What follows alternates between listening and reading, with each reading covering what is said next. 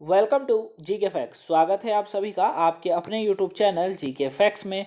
जानेंगे इस वीडियो में, यानी कि आज जो हम 5 बजे 25 क्वेश्चंस करने वाले हैं वो किसके हैं, वो हैं इको के। तो आज जो है फ्राइडे है और आज हमारी ये जो एमसीक्यू क्वेश्चनों की जो क्लास होती है ये लास्ट क्लास है इस वीक की, ठीक है। और आज जो हम लोग करेंगे वो डेली डोज है इको का हम लोगों का, ठीक है। तो हर क्वेश्चन को ध्यान से समझेगा क्योंकि मैं आपको हर क्वेश्चन को डिटेल से समझाऊंगा। मोस्ट इंपॉर्टेंट क्वेश्चन है 25 क्वेश्चन, ठीक है। आप किसी भी कॉम्पिटिटिव एग्जाम की तैयारी कर रहे हो, वैसे तो ऑल कॉम्पिटिटिव एग्जाम के लिए, लेकिन अगर आप किसी भी कॉम्पिटिटिव एग्जाम की तैयारी कर रहे हैं जैसे कि railway, NTPC, group D, SSC, GD, constable, police, defence, हर कहीं आपको ये क्वेश्चन काफ़ी हेल्प करेंगे। यहाँ से आपको एक या दो क्वेश्चन देखने को मिल सकते हैं, क्लियर। वहीं इस वीडियो की पीडीएफ फाइल का लिंक नीचे डिस्क्रिप्शन बॉक्स में दिया हुआ है, वहाँ से आप डाउनलोड कर सकते हैं। तो चाय कॉफ़ी अगर नहीं रखी है तो फटाफट जाइए किचन में और लेकर आइए, क्योंकि 25 क्वेश्चनों को हम किसके साथ जानते हैं, चाय या फिर कॉफ़ी के साथ। क्योंकि मुझे तो पता नहीं आपको क्या पसंद है, लेकिन अगर आपको कुछ भी पसंद है चाय या कॉफ़ी में से, तो आप वो अपने साथ रख लीजिए और पीते पीते जो है वीडियो को एंजॉय कीजिएगा और साथ में क्वेश्चनों को समझेगा, क्लियर। चलिए तो स्टार्ट करते हैं और जानते हैं फर्स्ट क्वेश्चन।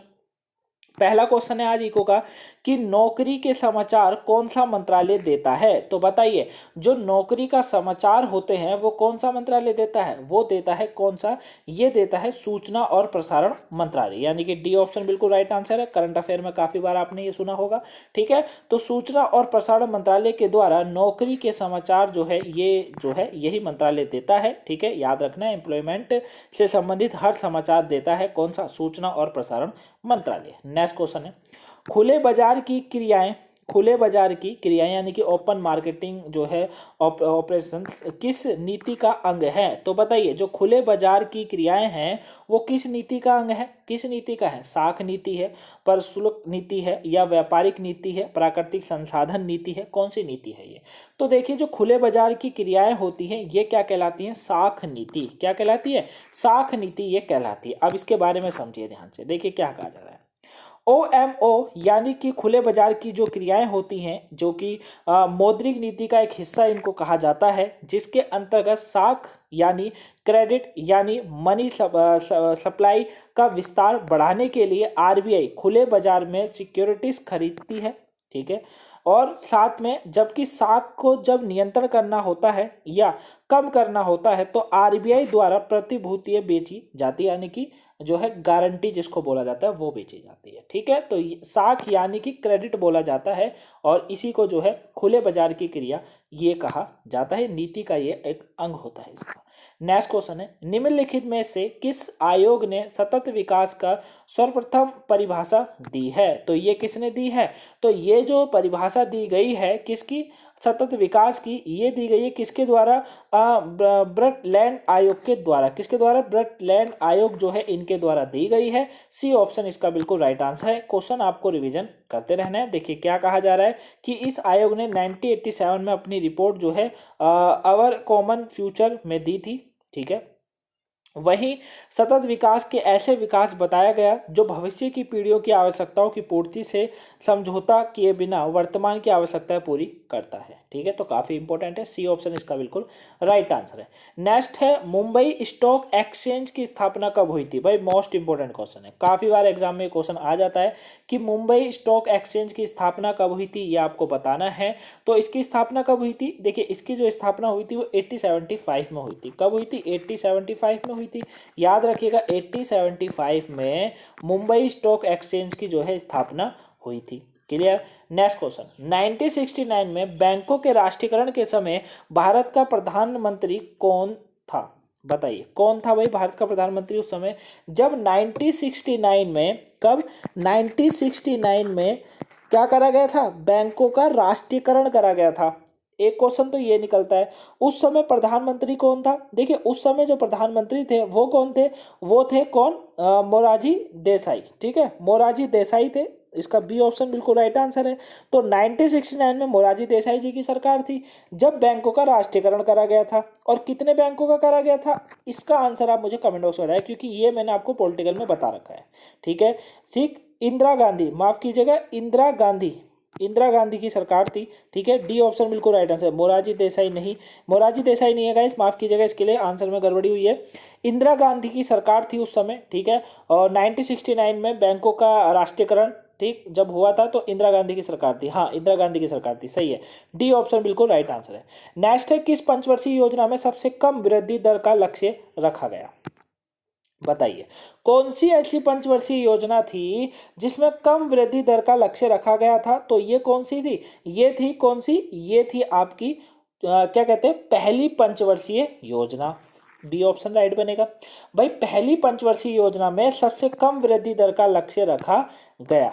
क्लियर? देखिए, पहली पंचवर्षीय योजना 1951 में पेश की गई, ठीक है, और इसमें 2.1% की वृद्धि दर का लक्ष्य रखा गया था। कितना? 2.1% के करीबन वृद्धि दर का लक्ष्य रखा गया था। 1997 का एशियाई वित्तीय संकट किस देश से शुरू हुआ था? बताइए, जो 1997 का जो एशियाई वित्तीय संकट था वो किस देश से शुरू हुआ था? तो ये जो शुरू हुआ था वो शुरू हुआ था किससे?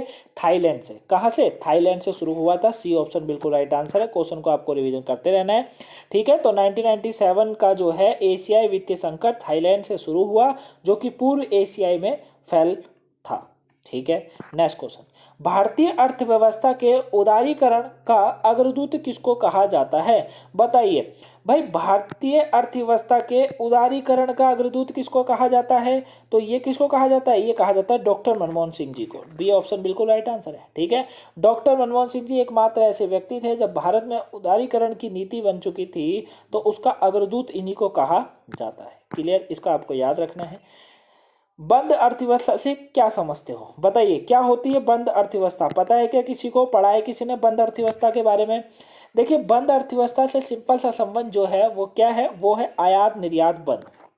भाई, बंद अर्थव्यवस्था तो सिंपल सी हो गई ना, ना किसी देश से कुछ मंगाया जा रहा है, ना किसी देश में कुछ दिया जा रहा है, बेचा जा रहा है, तो जाहिर सी बात है अर्थव्यवस्था तो बंद हो गई एक तरीके से। डी ऑप्शन इसका बिल्कुल राइट आंसर है। क्लियर हो गया? चलिए, नेक्स्ट है, भारत को किस उद्योग के क्षेत्र में अधिक सफलता मिली है? बताइए, भारत को किस उद्योग क्षेत्र के क्षेत्रों में अधिक सफलता मिली हुई है? भाई, तो भारत को जो ये सफलता मिली हुई है ना उद्योग के क्षेत्रों में, ये मिली हुई है कंप्यूटर सॉफ्टवेयर में। बी ऑप्शन बिल्कुल राइट आंसर है। भाई, कंप्यूटर सॉफ्टवेयर में भारत को उद्योग की क्षेत्र, इस उद्योगिक क्षेत्र में काफी सफलता मिली हुई है, ठीक है। याद रखना, काफी लोग कंप्यूटर पे, अब फोन कंप्यूटर सब अब तो एक ही हो चुका है, कोई दिक्कत वाली बात ही नहीं है। सरसों का न्यूनतम समर्थन मूल्य कौन तय करता है? बताइए, जो सरसों होता है उसका न्यूनतम समर्थन मूल्य कौन तय करता है? कौन तय करता है भैया इसका? तो इसका जो तय किया जाता है वो कृषि एवं मूल्य लागत आयोग के द्वारा करा जाता है। ए ऑप्शन इसका बिल्कुल राइट आंसर है, ठीक है। कृषि एवं मूल्य लागत आयोग जो है वो न्यूनतम समर्थन मूल्य को तय करता है, किसका? सरसों का। नेक्स्ट क्वेश्चन, राष्ट्रीय बागवानी मिशन कब शुरू किया गया था? ये क्वेश्चन पहले भी कराया था। राष्ट्रीय बागवानी मिशन कब शुरू किया गया था? बताइए, 2005-06 में, ठीक है। सी ऑप्शन बिल्कुल राइट आंसर है। भाई, 2005-06 में ही तो करा गया था ना राष्ट्रीय बागवानी मिशन, याद है नहीं याद है? ठीक है ना। तो बागवानी मिशन 2005-06 में शुरू हुआ था। अंतर्राष्ट्रीय व्यापार संबंधी नियमों को निर्धारित करने वाली संस्थान कौन है? बताइए, अगर जो सुबह की करंट अफेयर रेगुलर देखते हैं उन्हें पता होगा। अंतर्राष्ट्रीय व्यापार संबंधी नियमों का निर्धारित करने वाली संस्थान कौन सी है? बताइए, विश्व बैंक, IMF, UNO या इनमें से कोई नहीं। कौन सी है भाई? थोड़ा सा समय लीजिए, क्वेश्चन को समझिए, कौन सी है? तो यह है विश्व बैंक, ठीक है। ए ऑप्शन बिल्कुल राइट आंसर है। विश्व बैंक जो है वो निर्धारित करने की वाली संस्था है, किसका? अंतर्राष्ट्रीय व्यापार संबंधित नियमों का। नेक्स्ट क्वेश्चन, नेक्स्ट है, भारत में राष्ट्रीय आय की गणना के लिए सर्वमान्य प्रमाणित संस्था है, कौन सी है? तो भाई, जब भारत में राष्ट्रीय आय की गणना करनी होती है तो इसके लिए सर्वमान्य प्रमाणित संस्था कौन सी है? तो ये जो है वो कौन सी है? वो है कौन सी? वो है केंद्रीय सांख्यिकी संगठन। सी ऑप्शन बिल्कुल राइट आंसर है। तो केंद्रीय सांख्यिकी संगठन जो है ये क्या निर्धारित करती है भाई? राष्ट्रीय आय, भारत के राष्ट्रीय आय की गणना करती है ये, ठीक है। ये आपको याद रखना है। क्लियर हो गया? चलिए, सी ऑप्शन बिल्कुल राइट आंसर है। नेक्स्ट क्वेश्चन है, निम्नलिखित में क्या मुद्रा बाजार का साधन है? तो क्या है मुद्रा बाजार के साधन, क्या है बताइए? तो कौन सा है? राजकोष चालन है, या वाणिज्यिक कागज है, या जमा प्रमाण पत्र है, या ये सभी है? तो ये सभी है। टी ऑप्शन इसका बिल्कुल राइट आंसर है, ठीक है। ये सभी जो है, जैसे कि राजकोष चालन हो गया, वाणिज्यिक कागज हो गया, जमा प्रमाण पत्र हो गया, ये सभी मुद्रा बाजार के साधन है। ये आपको याद रखना है गाइस, ठीक है। डी ऑप्शन बिल्कुल राइट आंसर है। देखिए ठीक है, सारा बताया गया है, ये सभी मुद्रा बाजार के साधन है। नेक्स्ट है घरेलू टैरिफ क्षेत्र से स्पेशल इकोनॉमिक जोन के लिए बिक्री को क्या कहा जाएगा, बताइए। तो घरेलू टैरिफ क्षेत्र से स्पेशल इकोनॉमी जोन के लिए बिक्री को जो कहा जाता है वो क्या कहा जाता है, तो ये जो कहा जाता है वो कहा जाता है घरेलू बिक्री। क्या कहा जाता है, घरेलू बिक्री कहा जाता है, ये आपको याद रखना है। ठीक है, घरेलू एक माफ़ कीजिएगा बी, हाँ ठीक है, निर्यात, निर्यात कहा जाता है गाइस, माफ़ कीजिएगा एक क्वेश्चन फिर मैंने आपको गलत बता दिया, लेकिन कोई दिक्कत नहीं है, निर्यात कहा जाता है। ठीक है, तो स्पेशल इकोनॉमिक जोन के लिए जो बिक्री को कहा जाता है वो निर्यात कहा जाता है। ठीक है, घरेलू बिक्री नहीं, घरेलू बिक्री तो किसी और चीज़ में हो जाता है। भारत का सबसे महत्वपूर्ण थोक आयात वस्तु क्या है, बताइए। भारत की सबसे महत्वपूर्ण थोक आयात वस्तु जो है वो पेट्रोलियम है। कौन सी है, पेट्रोलियम है, ए ऑप्शन इसका बिल्कुल राइट आंसर है।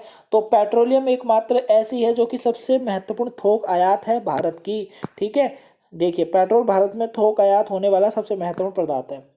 अदृश्य हाथों के सिद्धांत किसने दिए थे, बताइए किसने दिए थे ये, तो ये जो दिए गए थे वो किसके द्वारा दिए गए थे, ये दिए गए थे एडम स्मिथ के द्वारा। बी ऑप्शन बिल्कुल राइट आंसर है। अदृश्य हाथों के सिद्धांत जो है ये इन्होंने दिए थे। ठीक है, और जो कि एक जो क्या कहा जाता है इसको, स्कॉट्स अर्थशास्त्री है। ठीक है, एक स्कॉट्स अर्थशास्त्री।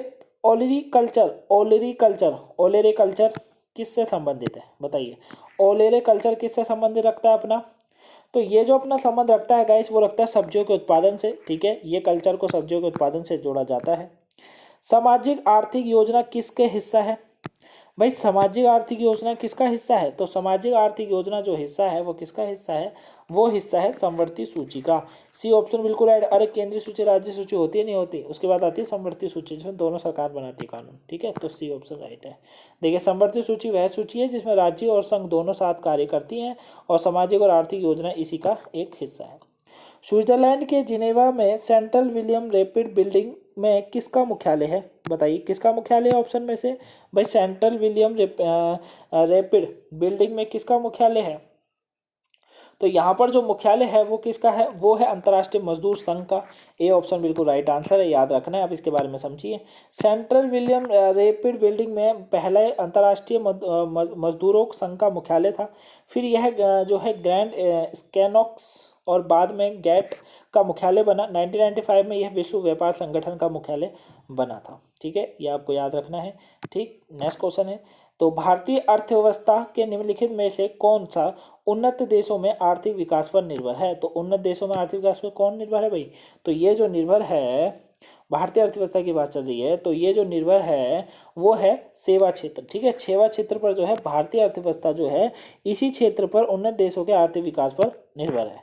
नेक्स्ट, रुपए का निशान ये जो था किसने दिया था, तो ये दिया गया था डी उदय कुमार जी के द्वारा। सी ऑप्शन बिल्कुल राइट आंसर है, इसका आंसर आपको पता होना चाहिए मुंह जबानी।